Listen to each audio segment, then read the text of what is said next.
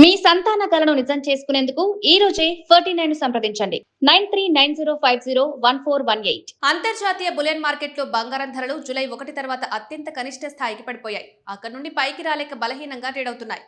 America అధ్యక్షుడు Donald Trump ఇరాన్పై నౌకాదళ దిగ్బంధనాన్ని పునరుద్ధరిస్తున్నట్లు ప్రకటించడంతో చమురు ధరలు విపరీతంగా పెరిగాయి.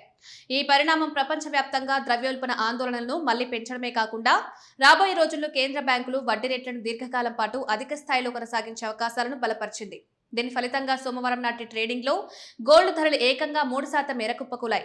స్పాట్ గోల్డ్ వరుసగా రెండో సెషన్లోనూ 3% పడిపోయి ఔన్సుకు $3,996.76 వద్ద నిలవగా, మరో విలువైన లోహం స్పాట్ సిల్వర్ కూడా 3.8% క్షీణించి ఔన్సుకు $57.54 వద్ద స్థిరపడింది. పశ్చిమాసియాలో పెరుగుతున్న ఘర్షణలు, హార్మూజ్ జలసంధి మూసివేత భయాల వల్ల చమురు మార్కెట్లు ఒక్కసారిగా హీట్ ఎక్కడం బంగారం ధరల పతనానికి ప్రధాన కారణంగా మారింది. దీనివల్ల ఏర్పడే ఇంధన ఆధారిత ద్రవ్యోల్బణ ఒత్తిళ్లను అదుపు చేయడానికి అమెరికా ఫెడరల్ రిజర్వ్ వడ్డీ రేట్లను మరింత పెంచవచ్చే అంచనాలు మార్కెట్లలో పడ్డాయి. గల్ఫ్ ప్రాంతంలో చెలరేగే వార్ బంగారంపై ఒత్తిడిని పెంచుతుందని విశ్లేషకులు చెబుతున్నారు. ఒకవేళ హార్మోజ్ జలసంధి మూసివేత సుదీర్ఘంగా కొనసాగి డిమాండ్ పూర్తిగా దెబ్బతింటే అది ఆర్థిక కార్యకలాపాలను తగ్గించి భవిష్యత్తులో ద్రవ్యోల్బణ వ్యతిరేక ప్రభావాన్ని దారితీయవచ్చని నిపుణులు చెబుతున్నారు. అటువంటి మందగమన పరిస్థితులు సుదీర్ఘకాలంలో వాస్తవానికి బంగారానికి అనుకూలంగా మారే అవకాశం కూడా ఉందని బులియన్ నిపుణులు అభిప్రాయపడుతున్నారు.